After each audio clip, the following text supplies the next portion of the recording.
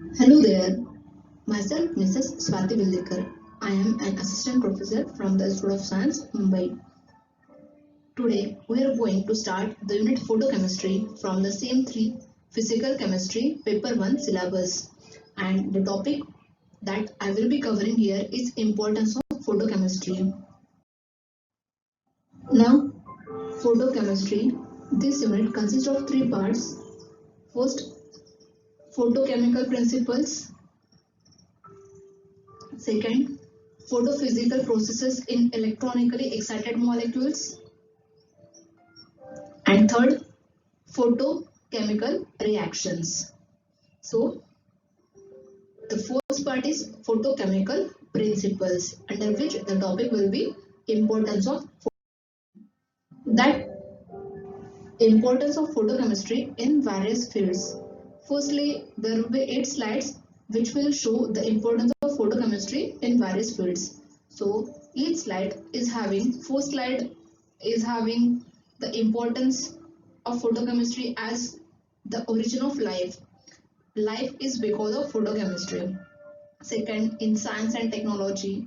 Third, photo-initiated polymerization and photopolymerization reactions. Third, fourth, energy degraders or photostabilizers, because of which the color of fabrics or clothes, or you can say the cotton, it does not fade away. Then photophysical phenomena of fluorescence and phosphorescence, because of which it can be used in various applications like TV. Then photochromic memory, laser technology, and the energy crisis. All these we will be covering slide by slide. So first one will be the origin of life. Now, the importance of photochemistry. As the word say, photochemistry means photo and chemistry, that is the conversion of light energy to chemical energy. We are going to store the light energy, which is a free source of energy, into the chemical energy, which can be used for further purposes. So conversion of light energy into chemical energy will be basically the photochemistry. Now, during this, the molecule will have to excite. That is what happens in this case. Some molecule will absorb the radiation from UV or visible region, and it will get excited to some higher energy state, which will be, you can say, the molecule which was in originally ground state. It on absorption of light radiation is going to the higher energy state, and that higher energy state is termed as the excited state. So the photochemistry is concerned with reactions which are initiated by electronically excited molecules, and that excitation occurs because of the absorption of suitable radiation in the visible as well as the UV region of the spectrum. We can say photochemistry is the basic to the world we live in, because the origin of life has the heart of photochemical act. In earlier cases, as we know that there is the sun was the only source of energy, and we already heard the sun was having much more heat on it, and in due course of time the gas, it gets cooled down and it radiated some gases which were the simple molecules of gases, and those simple molecules of gases on absorption of light radiation from that sun gets combined and form the complex molecules, that is some simple gases molecules like methane, some simple gases molecules like methane, ammonia, CO2. They have reacted photochemically and have synthesized the complex organic molecules like proteins and nucleic acids, which later on again form the amoeba, the primitive cell structure, and that amoeba get turned on, and from that the life has been originated on the earth. It is the same. So after the ages, nature has perfected her machinery for the utilization of that solar radiant energy for all photobiological phenomena and providing food for the propagation of life itself. That is the process of photosynthesis. And photobiology, the photochemistry of biological reactions, is rapidly developing subject and helps the understanding of phenomena like photosynthesis, phototaxis, photoperiodism, photodynamic action, vision and mutagenic effects of life. And in doing so, it integrates the knowledge of biology. Now, that slide give the importance of photochemistry as the origin of life. That is, photochemistry is the heart behind the origin of life. Now, second one, application in science and technology. Initially, there were certain reactions which cannot be carried out in dark. So for that, synthetic organic photochemistry has provided methods for the manufacture of many chemicals. And they have been having the greater efficiency and selectivity. So, some industrially important photochemical synthesis can be mentioned as first one, synthesis of vitamin D, second, synthesis of cubans, which are the antiviral agents, third, industrial synthesis of caprolactam, that is the monomer of nylon 6, then manufacturing of cleaning solvents, insecticides, halogenated aromatics by photochlorination, and synthesis of antioxidants by photosulfonation. It means in science and technology, there are, what you have to say, initially there were certain reactions which cannot be carried out in dark. So synthetic organic photochemistry has provided the methods for synthesis of those chemicals with the presence of light, and then they are having higher efficiency as well as selectivity. And some examples of those are synthesis of vitamin D, synthesis of cubans, synthesis of caprolactam, manufacturing of cleaning solvents, and synthesis of antioxidants. The next one is photo-initiated polymerization and photopolymerization. Photo-initiated polymerization. We know when we start the polymerization, the first step is the absorption of light, because of which the initiator is being formed. So, photo-initiator polymerization and photopolymerization, they are used in photography, lithoprinting, and manufacture of printed circuits for the electronic industry. Then, second one is the fading of the color of the clothes, that is the deleterious effect of sunlight on colored cotton fabrics is of everyday experience. The worst suffers being the window curtains. As we know, the color of the window curtain fades rapidly. And for that, why it happens? Because the light which is being absorbed by the dye which is present in the fiber initiates the oxidative chain reaction and it causes the tendering of the cotton. Some similar depolymerizing action is also observed in plastic material also. That is, the decoloration occurs in case of cotton fibers as well as plastic materials also. So in order to stop this, scientists or researchers are working to find out some chemical which will absorb that radiation. That is, it will take over the excitation energy and divert your dye to the non-destructive pathway. And those substances are called as the energy degraders or photostabilizers. The example for this is orthohydroxybenzophenone. Then the photophysical phenomena of fluorescence and phosphorescence have found variety of applications, like because of that fluorescence phenomena, initially we were using the fluorescent tube lights. then X-ray and TV screens as luminescent dials for watches, as optical brighteners in white dress materials, as paints in advertisement hoardings which show enhanced brilliance by utilizing the fluorescence, for detection of cracks in metal work, for tracing the course of river through caves, for as microanalytical reagents, and so on.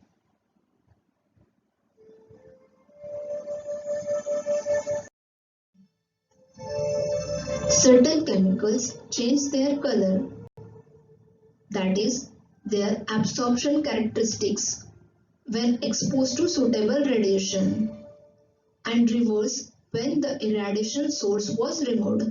Means there will be some chemical that will change the color as we expose it to some radiation, and as the radiation source is removed, it gets its original color, and this is termed as photochromic material. The known example is spiropyrenes. Their use in photochromic sunglasses is obvious, but they have found applications in information storage and self-developing, self-erasing films in digital computers also.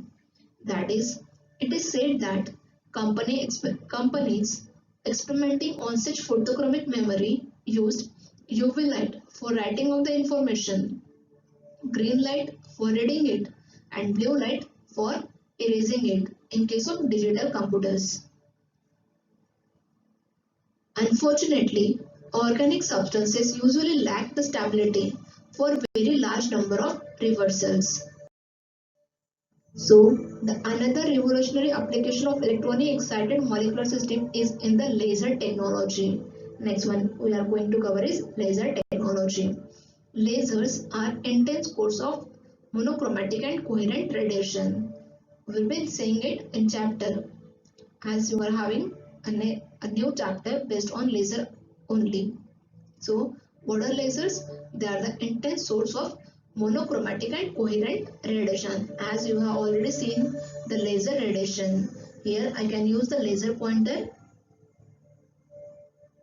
Let me use it. This is the laser pointer. So what is this laser pointer mean? It is a source of monochromatic and coherent radiation, as it is having only one color. Then from their early development in 1960, they have found wide fields of application. They have provided powerful tools for the study of diverse phenomena ranging from moonquakes, means at a larger scale we can study the moonquakes through laser technology, as well as to the smallest scale from picosecond processes of non-radiative decay of excitational energy in molecules can be studied through laser technology. That is, we can study the diverse phenomena like moonquakes and picosecond processes of non-radiative decay. That is when we see the intersystem crossing or internal conversion in case of Job-Bronsky diagram, all those can be studied through laser technology, which happens in picoseconds. Then the intense and powerful beam of coherent radiation capable of concentration to a tiny point is used for eye surgery. The intense and powerful beam of coherent radiation capable of concentration to a tiny point is used for eye surgery. As you can see this laser pointer, even the smallest, as I can take, let me take the pen. So this much smaller point can be used as laser pointer for treating of the eye surgery, for the treatment of eye.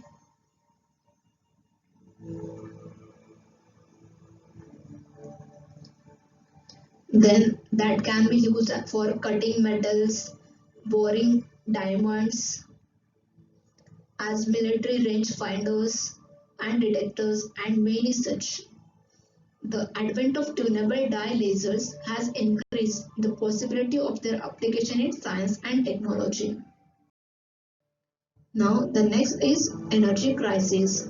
As we know, we will be suffering, the next generation will be suffering from the energy crisis. So the photochemistry deals with the energy which is available in the form of sun, and that solar radiations can be used and stored for the further purposes. So this has initiated researchers into the conversion and storage of solar energy, which plants carry out in case of photosynthesis. So solar energy provides readily available source of energy, especially in those countries which lies between the tropics of Cancer and Capricorn, where solar so, where solar radiations are much more powerful in those countries.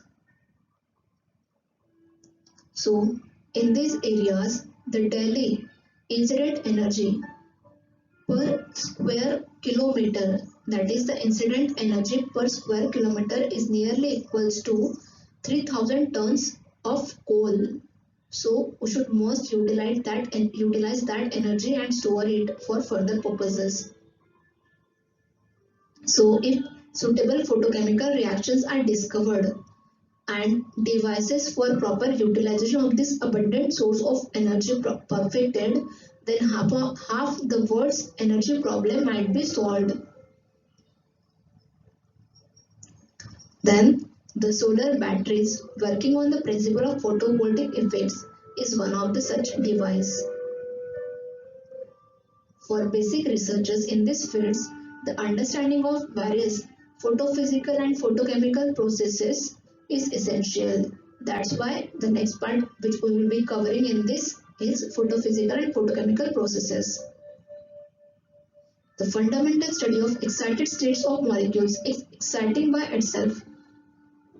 The short-lived energy states with nano and picosecond lifetime and with the reactions of nano and picoseconds, kinetics have led to the proper understanding of chemical reactions. That is, short-lived energy states, that is 10 to the power minus 13 seconds, 10 to the power minus 8 seconds. These are the short-lived energy states, and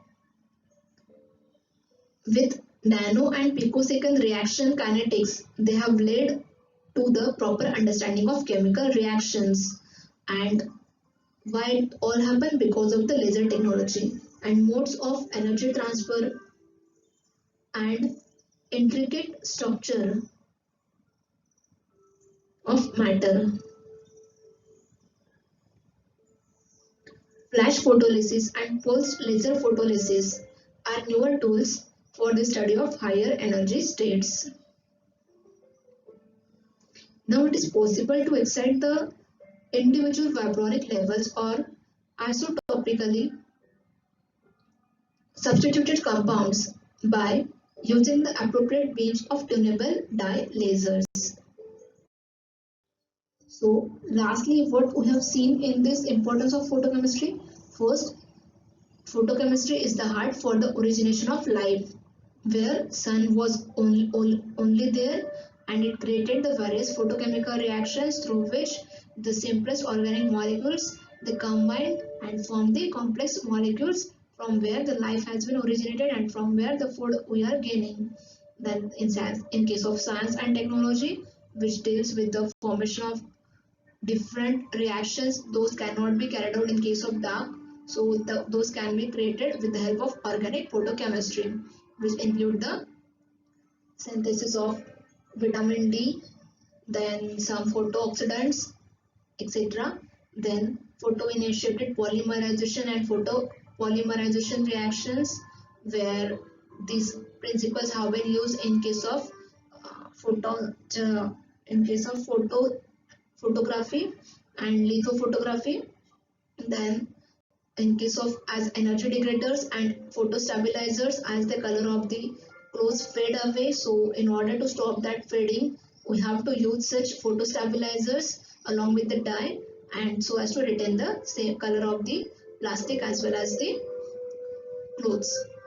Then photophysical phenomena, fluorescence and phosphorescence have found variety of applications where they can be studied because of fluorescence phenomena. We have in earlier days we use the fluorescent tube lights. Then that is also used in TV screens. Then there are a lot of applications because of fluorescence and phosphorescence. Then photochromic memory, where in case of digital computers, we are going to use this principle of photochemistry. Then laser technology in case of eye treatment and the energy crisis, that is, as nowadays next generation will face the problem of energy crisis. So in case of in the countries in between the Capricorn and Cancer, that is called in Marathi Karkavritta and Vishwavritta. The countries which are lying between that, they are having the higher source of solar radiation. They are having in per kilometer they are having the 3000 tons of energy. So we should save that energy, and that energy can be used for further purpose. So this is all we have seen as the importance of photochemistry. So as you are the young scientist, you should try to study harder for this and invent something new with the help of photochemistry. Thank you.